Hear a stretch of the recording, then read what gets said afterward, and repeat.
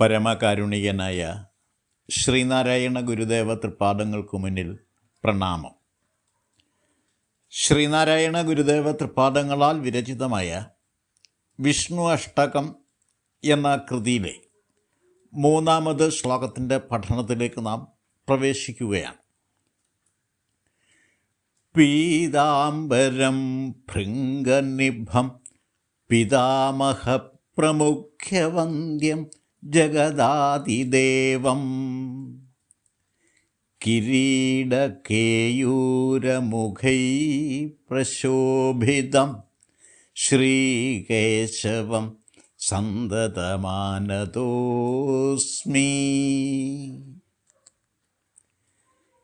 പീതാംബരം ഭൃംഗനിഭം പിതാമഹ പ്രമുഖ്യവന്ദ്യം ജഗദാതിദേവം കിരീടകേയൂരമുഖൈ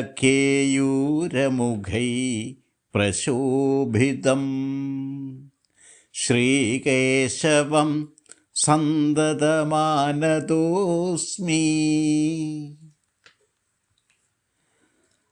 ആദ്യമായി ഈ ശ്ലോകത്തിലെ പദാനുപദ അർത്ഥങ്ങൾ മനസ്സിലാക്കാം. പീതാംബരം, പീതാംബരം ധരിച്ചവനല്ലേ പീതാംബരധാരി, പീതാംബരധരൻ എന്നും പറയാം. ഭൃംഗനിഭം, കാർവണ്ടിൻ്റെ നിറത്തോടു കൂടിയവനാണ്, കരിനീല കാർ നിറം പൂണ്ടവൻ. പിതാമഹ പ്രമുഖ്യവന്ദ്യം, പിതാമഹൻ എന്ന് പറയുന്നത് ബ്രഹ്മാവിനെ ഉദ്ദേശിച്ചുകൊണ്ടാണ്, ബ്രഹ്മാവിൻ്റെ പര്യായമാണ് പിതാമഹൻ എന്ന പ്രയോഗം. ബ്രഹ്മാവ് തുടങ്ങിയ പ്രമുഖന്മാരാൽ വന്ദിക്കപ്പെടുന്നവൻ. ജഗദാതിദേവം, ജഗത്തിൻ്റെ ആദിദേവനായി വിരാജിക്കുന്നവൻ. കിരീട കേയൂര മുഖൈ പ്രശോഭിതം, കിരീടവും തോൾവളയും അണിഞ്ഞ് പ്രശോഭിക്കുന്ന മുഖത്തോടു കൂടിയ അല്ലെ പ്രസന്ന വദനൻ.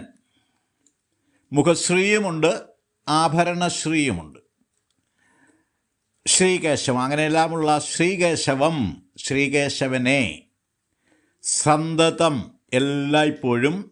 ആനതോസ്മി, ആനത അസ്മി എന്നാണ്, ഞാൻ കുമ്പിട്ട് ഭജിക്കുന്നു, നമിക്കുന്നു എന്നാണ്. ശ്ലോകാർത്ഥം സംക്ഷേപിച്ചിങ്ങനെ പറയാം. പീതാംബരധാരിയും കാർവർണ്ണനും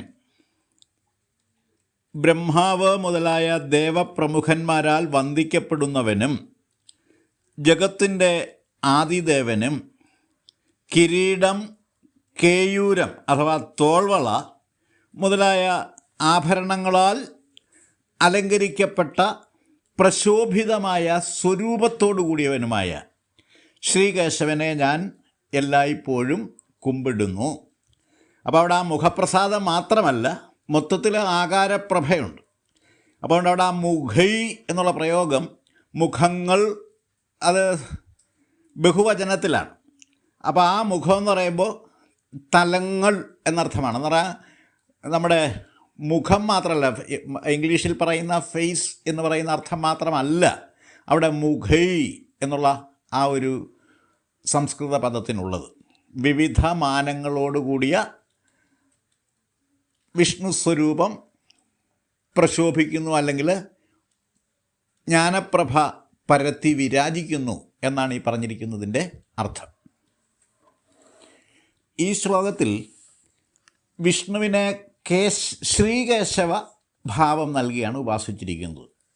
ശ്രീകേശവം എന്ന് പറഞ്ഞാൽ ശ്രീമത്തായ കേശവപ്രഭാവത്തോടു കൂടിയവൻ എന്നാണ് അർത്ഥം. പദനിഷ്പത്തി അനുസരിച്ച് കേശവവത് പ്രതിഭാതി എന്നുവെച്ചാൽ ആരാണോ പ്രളയജലത്തിൽ ശവം പോലെ നിശ്ചേഷ്ടനായി കിടക്കുന്നത് അല്ലെങ്കിൽ നിലകൊള്ളുന്നത്, അവനാണ് കേശവൻ. അപ്പോൾ ആ കേശവ സ്വരൂപം അത് ശ്രീമത്താകുന്നു എന്നുകൂടി പറഞ്ഞിരിക്കുന്നു. അത് വളരെ ശ്രദ്ധാപൂർവം വ്യാഖ്യാനിച്ച് അതിൻ്റെ അർത്ഥം നമ്മൾ കണ്ടെത്തേണ്ടതാണ്. വിഷ്ണു പുരാണത്തിലെ ഉൽപ്പത്തി കഥ ഗുരു ഇവിടെ മൂല്യനവീകരണം ചെയ്ത് സാക്ഷാത്കരിച്ചിരിക്കുന്നതായി കാണാവുന്നതാണ്. സ്ഥിതിപാലന ധർമ്മമൂർത്തിയായ വിഷ്ണുവിനെ ഏകവും അഖണ്ഡവുമായ പരമ്പൊരുളായി ഭാവന ചെയ്യുമ്പോൾ ഈശ്വരീയതയുടെ സർവപ്രഭാവ സ്വരൂപതയും വിഷ്ണുവിൽ ആരോപിക്കപ്പെടുന്നു.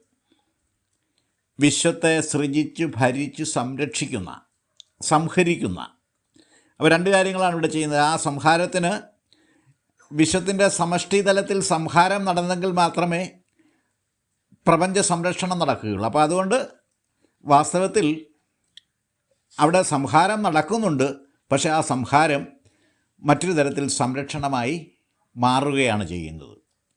വിശ്വത്തെ സൃജിച്ച് ഭരിച്ച് സംഹരിക്കുന്ന വിശ്വൈക ശക്തി പ്രഭാവമായി വിരാജിക്കുന്ന വിഷ്ണു പ്രളയാനന്തരം, അതിനെ പുരാണങ്ങൾ കൽപ്പാന്തകാലമെന്നാണ് പറയുക, ലോകാവസാനം എന്നാണ് അതിൻ്റെ ആ വിവക്ഷ, ജലത്തിന് മുകളിൽ നിശ്ചേഷ്ടനും നിഷ്ക്രിയനുമായി വിഷ്ണു അപ്പോൾ ശയിക്കുമെന്നാണ് ഭാവന ചെയ്യപ്പെട്ടിരിക്കുന്നത് വൈഷ്ണവ സിദ്ധാന്തമനുസരിച്ച്.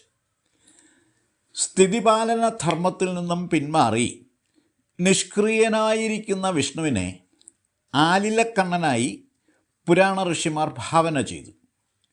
ആലില കൃഷ്ണൻ ഏകാന്തമൂകമായ പ്രളയഭൂവിൽ ശിശുവിൻ്റെ രൂപത്തിൽ കിടന്ന് ചിന്തിച്ചു അത്രേ, ഞാൻ ആരാകുന്നു, ഞാൻ ആരാൽ സൃഷ്ടിക്കപ്പെട്ടു, എന്താണെൻ്റെ ആവിർഭാവ ലക്ഷ്യമല്ലേ, ആവിർഭാവ ദൗത്യം എന്നിങ്ങനെ ഓരോരോ ചിന്തകൾ ഉണ്ണിക്കണ്ണൻ്റെ, ആലിലകൃഷ്ണൻ്റെ മനസ്സിലൂടെ കടന്നുപോയി പോലും.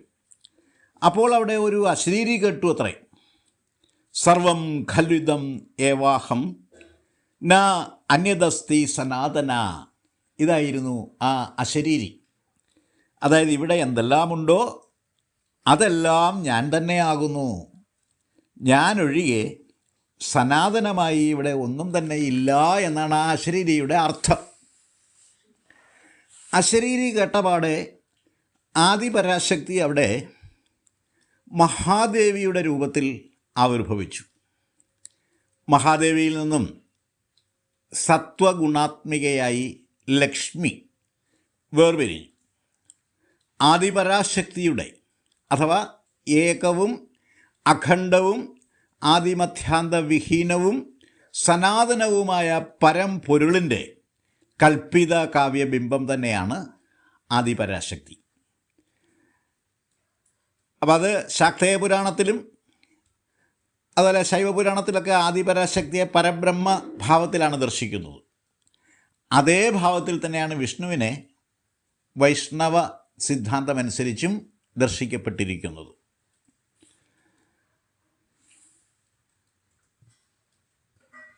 മഹാപ്രളയകാലത്തെല്ലാം ആദിപരാശക്തിയുടെ നിർദ്ദേശപ്രകാരം അല്ലെങ്കിൽ നിശ്ചയപ്രകാരം വിഷ്ണു സത്വഗുണമൂർത്തിയായി ആവിർഭവിക്കും എന്നും വിഷ്ണുവിൻ്റെ നാഭിയിൽ നിന്നും രജോഗുണ പ്രഭാവത്തോടു കൂടിയ ബ്രഹ്മാവും ബ്രഹ്മാവിൻ്റെ പുരികമധ്യത്തു നിന്നും തമോ ഗുണപ്രഭാവത്തോടു കൂടി ശിവനും ആവിർഭൂതരായി തീരുമെന്നും അവരെ ധർമ്മനിർവഹണങ്ങളിൽ സഹായിക്കാനായി ദേവി ആദിപരാശക്തി ത്രിഗുണാത്മികയായി പിരിഞ്ഞ് യഥാക്രമം ലക്ഷ്മി, സരസ്വതി, കാളി എന്നീ ഭാവരൂപങ്ങൾ കൈക്കൊള്ളുമെന്നും ബ്രഹ്മാവ് സൃഷ്ടികർമ്മങ്ങളിലും വിഷ്ണു സ്ഥിതിപാലന കർമ്മങ്ങളിലും ശിവൻ സംഹാരകർമ്മങ്ങളിലും ഏർപ്പെടുമെന്നും സൃഷ്ടിന്മുഖ സംഹാരാത്മകമായ പ്രപഞ്ചനാടകം അരങ്ങേറുമെന്നും മഹാദേവി വിശദീകരിച്ചു. അതിൻ പ്രകാരം എല്ലാം സംഭവിച്ചു എന്നാണ് വൈഷ്ണവ പുരാണത്തിലെ ഉൽപ്പത്തി കഥയിൽ പറഞ്ഞിരിക്കുന്നത്. ഈ പുരാണകഥയെ അന്യാപദേശമറ നീക്കി താത്വിക പരിവേഷം നൽകി ഗുരു ഇവിടെ മൂല്യനവീകരണം നടത്തി അവതരിപ്പിച്ചിരിക്കുകയാണ്. പീതാംബരം ഭൃംഗനിഭം പിതാമഹ പ്രമുഖ്യവന്ദ്യം ജഗദാദിദേവം എന്നാണ് ശ്രീകേശവനെ ഗുരു ഭാവനയിൽ ദർശിച്ചത്. ജഗത്തിൻ്റെ ആദിദേവനായിട്ടുള്ളവൻ ആരാണോ അവനാണ് ജഗദാദിദേവം എന്നാണ് ഇവിടെ പറഞ്ഞിരിക്കുന്നത്. ജഗത്ത് എന്ന പദത്തിൻ്റെ വാഗർത്ഥം ഗമന സ്വഭാവത്തോടുകൂടി ഉണ്ടായി മറയുന്നത് എന്നാണ്. ഉൽപ്പത്തി വൃദ്ധിക്ഷയം അഥവാ സൃഷ്ടിസ്ഥിതി ലയം എന്ന് പറയുന്നത് തന്നെയാണ് ജഗത് വിലാസം. അങ്ങനെയുള്ള ജഗത്തിൻ്റെ ആദിദേവം അഥവാ ആദികാരണമായ ജ്ഞാനസ്വരൂപതയാകുന്നു വിഷ്ണു എന്നാണ് ഗുരു പറഞ്ഞു തരുന്നത്. ദേവപദം ജ്ഞാനപ്രതീകമാണ്. ജഗത്തിനെ അഥവാ പ്രാപഞ്ചികതയെ അറിവിൽ എഴുന്നുവന്ന് അറിവിൽ തന്നെ വിലയിക്കുന്ന ബോധവൃത്തിയായി മനസ്സിലാക്കണമെന്നാണ് ഈ പറഞ്ഞിരിക്കുന്നതിൻ്റെ പൊരുൾ. ഇതിനുള്ള വിശദീകരണം അറിവ് എന്ന കൃതിയിൽ ഗുരു സവിസ്തരം ഉപദേശിച്ചിട്ടുണ്ട്. ആത്മോപദേശ ശതകത്തിലും അദ്വൈത ദീപികയിലും ഗുരു അവതരിപ്പിച്ചിരിക്കുന്ന താത്വിക പൊരുളും മറ്റൊന്നല്ല. പ്രജ്ഞാനം ബ്രഹ്മ എന്ന ഔപനിഷദ മഹാവാക്യ പൊരുൾ തന്നെയാണ് വൈഷ്ണവോപാസനയിലൂടെയും സാക്ഷാത്കരിക്കപ്പെടുന്നത് എന്ന സന്ദേശവും എന്ന പ്രഖ്യാപനവുമാണ്, അല്ലെ എന്ന സമർത്ഥനവുമാണ് ഈ ശ്ലോകത്തിൽ ഗുരു നിർവഹിച്ചിരിക്കുന്നത്. പീതാംബരത്തെ അഥവാ മഞ്ഞ പട്ടുടയാടയെ ദൈവിക പരിവേഷത്തിൻ്റെ ചുറ്റായി അല്ലെ ആവരണമായി വ്യാഖ്യാനിച്ച് മനസ്സിലാക്കാവുന്നതാണ്. കാർവണ്ടിൻ്റെ നീലക്കറുപ്പാർന്ന നിറത്തോടു കൂടിയവനായ വിഷ്ണു പീതാംബര വസ്ത്രം ധരിച്ചിരിക്കുന്നു എന്ന കാവ്യസങ്കല്പം ഗൂഢാർത്ഥഗർഭമാണ്. പ്രത്യക്ഷത്തിൽ കാണുന്നതിൽ നിന്നും വ്യത്യസ്തവും ജ്ഞാനികളുടെ അന്തർനേത്രത്തിൽ വെളിപ്പെട്ട് കിട്ടുന്ന ജ്ഞാനപ്രഭാവത്തിൻ്റെ ഉടമയുമാകുന്നു വിഷ്ണു എന്നാണ് ഈ ശ്ലോകത്തിലെ ആദ്യ പകുതിയിൽ പറഞ്ഞിരിക്കുന്നത്. അറിവിൻ്റെ ആദിരൂപമായി വിഷ്ണുവിനെ ധ്യാനിച്ചറിയണം എന്നാണ് പിതാമഹ പ്രമുഖവന്ദ്യം ജഗദാദിദേവം എന്ന ഭാഗത്ത് പറഞ്ഞിരിക്കുന്നത്. കിരീടകേയൂരമുഖൈ പ്രശോഭിതം ശ്രീകേശവം സന്തതം ആനതോസ്മി, സന്തതം ആനത അസ്മി എന്നാണ് ശ്ലോകത്തിൻ്റെ രണ്ടാമത് പകുതിയിൽ പറഞ്ഞിരിക്കുന്നത്. കിരീടം അധികാരസൂചകമായ ആഭരണമാണ്. സ്വർണത്തിൽ തീർത്ത കിരീടം രത്നങ്ങളാൽ അലങ്കൃതമായിരിക്കും. ഭൗതിക ദ്രവ്യമൂല്യ പ്രതീകമായ കാവ്യബിംബമാണ് കിരീടം. കേയൂരം അഥവാ തോൾവള കായശക്തിയുടെ അധീശ പ്രഭാവപ്രതീകമായ ആഭരണമാണ്. വിത്തബലവും കായബലവും സമന്വയിപ്പിച്ച് ഭൗതിക സുഖത്തെ പ്രദാനം ചെയ്യുന്ന അധീശ ശക്തിയെയാണ് കിരീടവും തോൾവളയും അണിഞ്ഞ പ്രസന്നവദനായ വിഷ്ണു പ്രതീകവൽക്കരിക്കുന്നത്. ശ്രീകേശവം സന്തതം ആനതോസ്മി, അതിനെ ഇഴവിരിക്കുമ്പോൾ ശ്രീകേശവം സന്തതം ആനത അസ്മി എന്നാണ്. ശ്രീകേശവ സ്വരൂപനായ വിഷ്ണുവിനെ ഞാൻ എല്ലായ്പ്പോഴും കുമ്പിടുന്നു എന്നാണ് ഈ വരികളുടെ അർത്ഥം. കേശവം എന്ന പദത്തിന് കേശി എന്ന ഒരർത്ഥം കൂടിയുണ്ട്. പുരാണപ്രസിദ്ധനായ ഒരു അസുരനാണ് കേശി. അതുപോലെ തന്നെ ബ്രഹ്മാവിഷ്ണു ശിവങ്ങളായ കേശങ്ങളോടുകൂടിയവൻ എന്ന അർത്ഥകൽപ്പനയും ബ്രഹ്മാവിഷ്ണു ശിവരശ്മികളെ പ്രസരിപ്പിച്ച് വിരാജിക്കുന്നവൻ എന്ന അർത്ഥകൽപ്പനയും ഈ പദത്തിനുണ്ട്.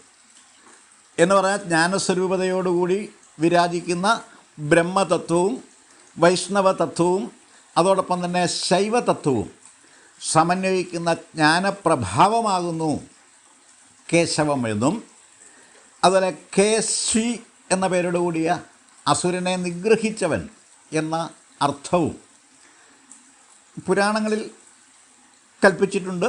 അപ്പോൾ അതിനെ നമ്മൾ സാന്ദർഭികമായി ജ്ഞാനതലത്തിലേക്ക് ഉയർത്തി പ്രതിഷ്ഠിച്ചാണ് മനസ്സിലാക്കേണ്ടത്. കേശത്തിന് മുടി എന്ന അർത്ഥം സ്വീകരിക്കുമ്പോൾ കിരീടം ചൂടിയ ജടാഭാരത്തോടു കൂടിയവൻ എന്ന അർത്ഥമാണ് ശ്രീകേശവന് സിദ്ധിക്കുന്നത്. ഐശ്വര്യങ്ങളുടെ എല്ലാം കാവൽക്കാരനും വിനിയോഗകർത്താവും സംഭാരകനുമെല്ലാമായി വർത്തിക്കുന്ന സ്ഥിതിപാലന ധർമ്മം രാജ്യപാലന സ്വഭാവത്തോടുകൂടി വീക്ഷിക്കുമ്പോൾ സർവ സ്വത്തുക്കളെയും കൈയാളുന്ന സർവാധികാരിയുടെ ഭാവം വിഷ്ണുവിന് കൈവന്നു ചേരും. ഭൗതികവും ഭൗതികാതീതവുമായ സർവ ഐശ്വര്യങ്ങളുടെയും അധീശനായകനായി ശ്രീകേശവനെ ഗുരു വാഴ്ത്തിയിരിക്കുന്നു.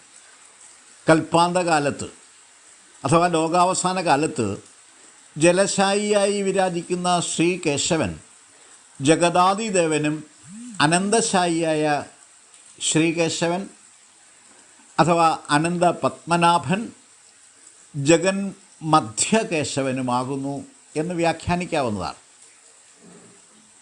വിശ്വാധാരമായ പരമ്പൊരുൾ ആദിമധ്യാന്തവിഹീനവും സനാതനവുമായതുകൊണ്ട് കൽപ്പാന്തകാലത്തു പോലും ആലിലക്കണ്ണനായിട്ടാണ് വിഷ്ണു ഭാവന ചെയ്യപ്പെട്ടിരിക്കുന്നത്. വാക്കുകൾ കൊണ്ട് വ്യാഖ്യാനിച്ച് വെളിപ്പെടുത്താൻ ആവാത്ത വിധം നിഗൂഢമാണ് വിഷ്ണു തത്വം എന്നു സാരം.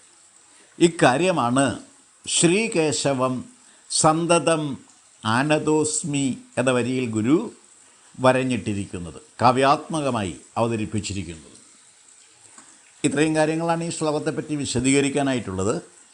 ഞാൻ എൻ്റെ വാക്കുകൾ ഉപസംഹരിക്കുന്നു. ഗുരുധർമ്മം ജയിക്കട്ടെ.